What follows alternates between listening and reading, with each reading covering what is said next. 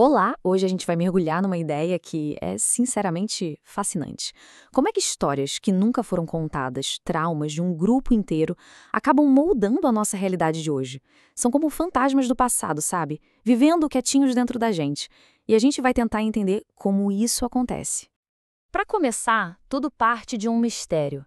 Uma pergunta que surgiu num momento bem profundo e que leva a gente direto para o coração dessa ideia de como o passado continua vivo, bem aqui, dentro da gente. Essa pergunta foi feita por um paciente no meio de uma sessão de análise. É uma questão poderosa, né? Ela dá a entender que um trauma não acaba quando o evento termina.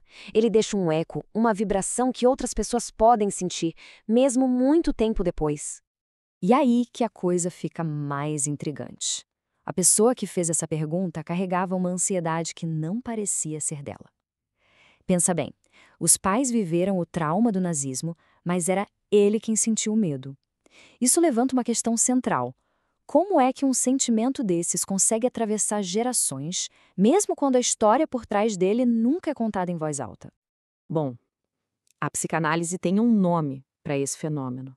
E não é um fantasma de verdade, com lençol e tudo. Mas é algo que assombra do mesmo jeito, só que vive dentro da nossa psique. Os analistas Nicholas Abraham e Maria Torok deram o nome a essa estrutura de o fantasma. E o mais interessante aqui é a ideia de uma transmissão silenciosa. Não é uma história que se conta na mesa do jantar. É um segredo tão pesado que foi enterrado e mesmo assim ele passa de uma mente para outra. Então, o ponto crucial é este. Uma pessoa passa por um trauma tão vergonhoso ou doloroso que ela simplesmente não consegue lidar com ele.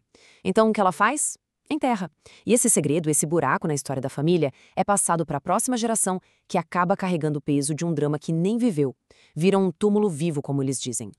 Isso, claro, leva a gente a uma pergunta muito maior. Se esse processo todo pode acontecer dentro de uma família, o que será que acontece quando um trauma gigantesco atinge um grupo inteiro, uma nação, uma cultura? Pois é, essa ideia se expande para um nível coletivo muito maior. O termo técnico para isso é complexo cultural, mas, para simplificar, a gente pode pensar nele como o fantasma de uma sociedade. São aquelas feridas históricas que nunca foram resolvidas de verdade, tipo guerras, escravidão, genocídio, e que continuam influenciando como as pessoas agem e sentem hoje, muitas vezes sem que ninguém nem perceba. Esse diagrama aqui ajuda a gente a visualizar isso de um jeito genial. Imagina que entre a nossa mente individual e aquele inconsciente coletivo da humanidade inteira, existe uma camada no meio, o inconsciente cultural. É exatamente aí que as memórias e os traumas do nosso grupo específico ficam guardados, moldando quem a gente é. Tá, mas como é que esses fantasmas culturais se manifestam no mundo real, no dia a dia? Vamos dar uma olhada em alguns exemplos bem concretos para isso ficar mais claro.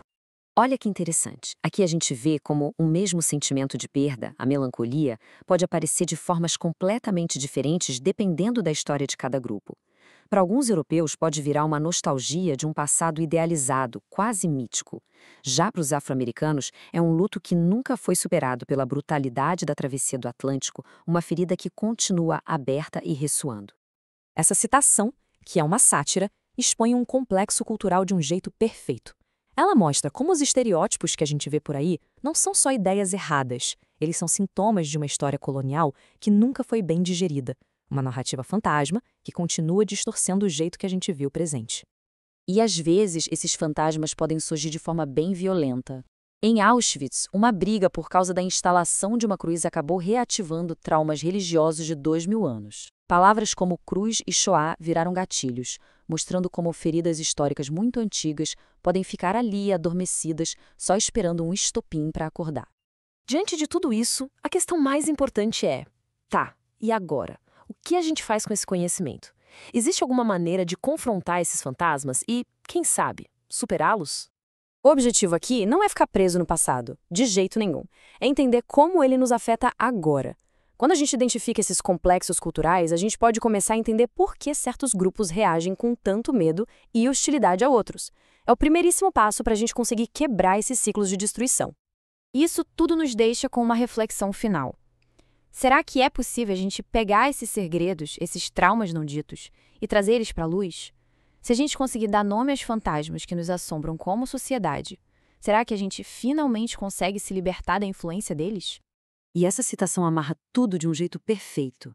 O que assombra de verdade não são os mortos, não são os fantasmas. São os silêncios, os buracos, as histórias não contadas e os segredos que a gente herda. E é reconhecendo essas lacunas que o trabalho de cura, tanto para a gente quanto para as nossas culturas, pode realmente começar.